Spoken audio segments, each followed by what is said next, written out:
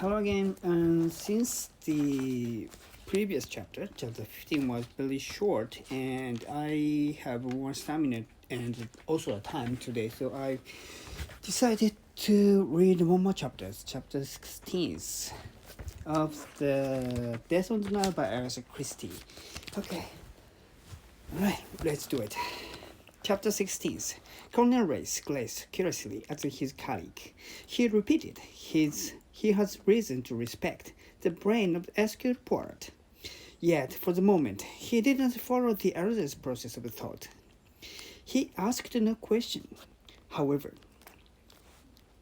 he seldom did ask questions. He proceeded straightforwardly with the matter in hand. What's the next thing to be done? Question the Audubon girl? Yes, that may advance us a little. Rosalie Audubon entered ungraciously. She did not look nervous or frightened in any way, merely unwilling and sulky. Well, she said, what is it? Race was the spokesman. We're investigating Miss Doyle's death. Mrs. Doyle's death, he explained. Rosalie nodded. Will you tell me what you did last night? Rosalie reflected a minute. Mother and I went to bed early, before 11. We did not hear anything in particular, except a bit of fuss outside Dr. Besner's cabin. I heard the old man's German voice booming away. Of course, I didn't know what it was all about till this morning. You didn't hear a shot? No. Did you leave your cabin at all last night? No. You are quite sure of that? Rosalie stared at him. What do you mean? Of course, I'm sure of it. You did not, for instance, go around to the starboard side of the boat and throw something overboard? The color rose in her face. Is there any rule against throwing things overboard? No, of course not. Then you did? No, I didn't. I never left my cabin, I tell you. Then if anyone said that they saw you? She interrupted him. Who said they saw me? Miss Van Shaler. Miss Van Shaler? She sounded genuinely astonished. Yes, Miss Van Shaler says she looked out of her cabin and saw you throw something over the side. Rosalie said clearly, That's damned lie. Then, as though struck by the sudden thought, she asked, What time was this? It was Port who answered. It was 10 minutes past 1, mademoiselle. She nodded her head thoughtfully. Did she see anything else? Poirot looked at her curiously. She stroked his chin. See? No, he replied, but she heard something. What did she hear? Someone moving about in Madame Doyle's cabin. I see, muttered Rosalie. She was pale now, deadly pale. And you persist in saying that you threw something overboard, mademoiselle? What on earth should I run about throwing things overboard for the middle of the night? There might be a reason, an innocent reason. Innocent? Repeated the girl sharply. That's what I said. You see, mademoiselle, something was thrown overboard last night. Something that was not innocent. Race slightly held out the bundle of stained velvet, opening it to display its contents. Rosalie Audubon shrunk back. Was that what she was killed with? Yes, mademoiselle. And you think that I did it? What utter nonsense! Why on earth should I want to kill Lena Doyle? I don't ever know her. She laughed and stood up scornfully. The whole thing is too ridiculous. Remember, Miss Audubon, said Grace, that Miss Van Shaler is prepared to swear she saw your face quite clearly in the moonlight. Rosalie laughed again. That old cat? She's probably half blind anyway. It wasn't me she saw. She paused. Can I go now? Race nodded and Rosalie Audubon left the room. The eyes of the two men met. Race lighted a cigarette. Well, that's that. Flat contradiction. Which of them do we believe? Bart shook his head. I have a little idea that neither of them were being quite frank. That's the worst of our job, said Royce, despondently. So many people keep back the truth for futile reasons. What's our next move? Go on with the questioning of the passengers? I think so. It is always well to proceed with the oldest method.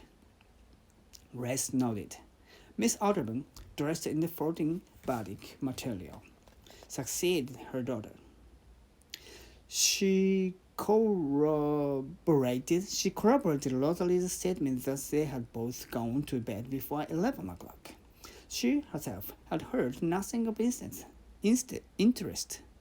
during the night. She could not say whether Rosalie had left the cabin or not. On the subject of the crime, she was inclined to hold forth. The crime passionnel, she exclaimed. The primitive instinct to kill, so closely allied to the sixth instinct, that girl Jacqueline, half Latin, hot-blooded, obeying the deepest instinct of her being, stealing forth, revolver in hand. But Jacqueline de Villefort did not shoot Madame Doyle. That we know for certain. It is proved, explained Poirot. Her husband, then, said Mrs. Audubon, rallying from the blow. The bloodlust and the sex instinct. A sexual crime. There was many well-known instances. Mr. Doyle was shot through the leg, and he was quite unable to move. The bone was fractured, explained Colonel Race. He spent the night with Dr. Wessner.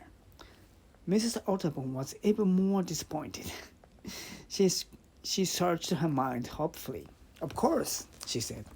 How foolish of me, Miss Bowers. Miss Bowers? Yes, naturally. It's a clear psychologically. Repression. The repressed virgin. Maddened by the sight of these two, a young husband and wife passionately in love with each other. Of course, it was her. She is just the type, sexual, attractive, naturally respectable. In my book, The Barren Vine, Colonel Race interposed tactfully. Your suggestions have been most helpful, Mr. Audubon. We must get on with our job now. Thank you so much. He escorted her gallantly to the door and came back wiping his brow. What a poisonous woman. Phew. Why didn't somebody murder her? It may yet happen. Poirot consoled him. There might be something in that. Whom had we got left? Bennigsen? Well, we'll keep him for the end. I think. Richetti Ferguson. Senor Richetti was very voluble, very agitated. But what honor, what an infamy! A woman so young and so beautiful. Indeed, an inhuman crime. But as Senor Richard's hand flew expressively up in the air, his answers were prompt. He had gone to bed early, very early. In fact, immediately after dinner, he had read for a while a very interesting pamphlet lately published. Verpflichtungliche Forschung in Shin, throwing an entirely new light on the painted pottery of the Anatolian fossil. He had put on his lights sometime before 11. No, he had not heard any shot, not any sound like the pop of a cork. The only thing he had heard, but that was later, in the middle of the night, was a splash, big splash, just near his porthole. Your cabin is on the lower deck, on the starboard side. Is it not? Yes, that is so. And I heard the big splash. His arms flew up once more to describe the bigness of the splash. Can you tell me at all what time that was? Senor Richard reflected. It was 1, 2, 3 hours after I go to sleep. Perhaps 2 hours. About 10 minutes past 1, for instance? It might very well be. Yes? But what a terrible crime! How inhuman! So charming a woman! Exit Senor Richard, still gesticulating freely. Grace looked at Poirot. Poirot raised his eyebrows expressively, then shrugged his shoulders. They passed on to Mr. Ferguson. Ferguson was difficult. He sprawled insolently in a chair. Grunt to do about this business. He sneered. What's it really matter? Lot of superfluous women in the world. Ray said coldly, Can we have an account of your movement last night, Mr. Ferguson? Don't see why you should, but I don't mind. I mooched around a good bit. Went ashore with Miss Robson. When she went back to the boat, I mooched around by myself for a while. Came back into town in around about midnight. Your cabin is on the lower deck. Starboard side. Yes, I'm up among the knob. Did you hear a shot? It might only have sounded like the pops of the cork.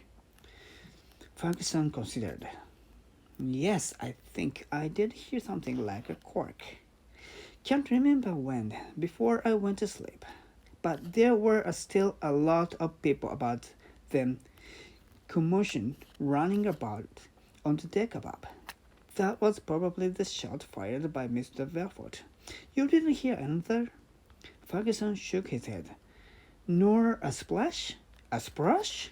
Yes, I believe I did hear a splash, but there was so much row going on, I can't be sure about it. Did you leave your cabin during the night? Ferguson grinned. No, I didn't. And I didn't participate in good work, worse luck. Come, Miss Ferguson, don't behave childishly. The young man reacted angrily. Why shouldn't I say what I think? I believe in violence. But you don't practice what you preach? Murmured Poirot. I wonder. He leaned forward. It was a man, Fleetwood, was it not, who told you that Linda was one of the richest women in England. What's Fleetwood got to do with this? Fleetwood, my friend, had an excellent motive for killing Linda Doyle. He had a special grudge against her. Mr. Ferguson came up out of his seat like a jack in the box. So what's your dirty game, is it? He demanded, wrathfully. But it on to a poor devil like Fleetwood who can't defend himself, who's got no money to hire lawyers. But I tell you this, if you try and saddle Fleetwood with this business, you'll have me to deal with. And who exactly are you? Asked the Poirot sweetly. Miss Ferguson got rather red. I can stick by my friend anyway, he said gruffly. Well, Mr. Ferguson, I think that's all we need for the present, said Race. As the door closed behind Ferguson, he remarked unexpectedly. Rather likable young cub, really. You don't think he's the man you are after? Asked the poet. I hardly think so. I suppose he is on board. The information was very precise. Oh, well, one job at a time. Let's have a go at Penningston.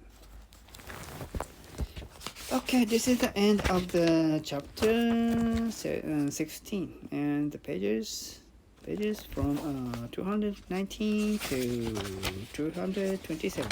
1, 2, 3, 4, 5, 6, 7, 8. Actually, it's 9 pages, but the first page and the last page only fits to about 8 pages. Yes, 8 pages, if you counted the 4 pages. Okay, this is about interview of two guys and 3 guys. One is Rosalie. Yeah, this is a very interesting place because Rosalie Ottoman was seen by Banshela. Yes. Banshela saw her last night. She said Rosalie throwing something outside from the board. But Rosalie perfectly denied that. And even more, she said, "That's old cat?" Yeah. This is a very fun place. She's angry. Yeah, I know that. Because I don't know if she's telling the truth or lying, but she's just belittling the Banshela and very angrily. And there was a description that her face was red. Yeah, very angry, or maybe very shame, or very frightened if the truth was discovered, something like that. But she's not normal. Yeah, we can say she's not normal. Yeah. And that was a really fun place. But both of them, or only Rosalie or Banshela, is saying like, but there's no reason for the Banshela to telling that kind of lie. Or maybe she wanted to protect herself because of that handkerchief. But I don't think so. I don't think Banshela can shoot someone. She's not kind of that person. Just I believe so. So more suspect to Rosalie, I guess, but she perfectly denied that completely, clearly, obviously. But I don't know. Yeah, she's really suspect for right now. And the other thing is not something outstanding here with 2 guys. And one guy's really not interested in attitude, really bad manners in asking to the questions. That's why Race and Porat stopped interviewing him very quickly. And the last guy is also really not interesting manners, so and very arrogant, and he's telling about the Freewood, who is not right here. So this is Aldous, I guess. And one interesting thing was Miss Audubon, or now Rosalie. Yeah, here. Yeah, one thing is maybe that was last month. Okay, I don't need to say this right now, guess. So this is my place. So in this chapter, not something is not moving, but there was 2 suspicious, was the Banshela and the Rosalie, and that's all, I guess. And I don't think the Banshela can shoot, as I said. So more suspicious matter is Rosalie right now, I guess. Just guess. And as I said at the last chapter, something is going wrong with the mothers, not expected happening. So maybe that kind of things can make Rosalie more worried, and she's angry, like his attitude, that reflected her attitude, maybe, but I don't know. Okay, thank you. Today I read the 2 chapters, and I think it's more than 30 minutes, and I don't think I'm tired. So my reading stamina is getting very good rather than the first place. I already read almost 2 of third, 2%, maybe 60%, 70%, but I have more 13 chapters to finish. So I want to finish this book by the end of the November. Then I can go to the other books too, and I want to record the whole book of this Death on the Nile. Then I'll go to record the whole book of The Hobbit by J.R.R. Tolkien, and I'm expecting that. Yeah, exciting, very exciting to read The Hobbit, because I like the fantasy. I also like the mystery, but I like more the fantasy. I didn't choose that Hobbit the first time because I thought that was very difficult, and there are many difficult languages, like familiar words with archaic languages, literally expressions make me pausing so much. So I'll be drained, and I'll took many long time to read one chapter, because it just has 10 pages or 20 pages in each chapters. With those chapters, each page is more words than Death on the Nile. This book, Death on the Nile, have only 200 words, but The Hobbit have over 300 words. So it's going to. I think it takes me more times than this book, so I didn't choose it. But now I have a confidence to read more fluently with reading this Death on the Nile. So I want to challenge next day. I want to challenge The Hobbit, and I believe I can read it more smoother than I expected. Yeah, I'm excited about that, and I want to finish this very quickly. But I'm in the same time I'm enjoying these stories too. So I don't know. Yeah, I'll do as I can do. As Paul said, one thing at a time. Yes, that's true. Okay, thank you for listening, and I will finish the recording right here, and I will move to make my lunch and going out for my job. Thank you for listening, and please come next time. Thank you. Have a great day.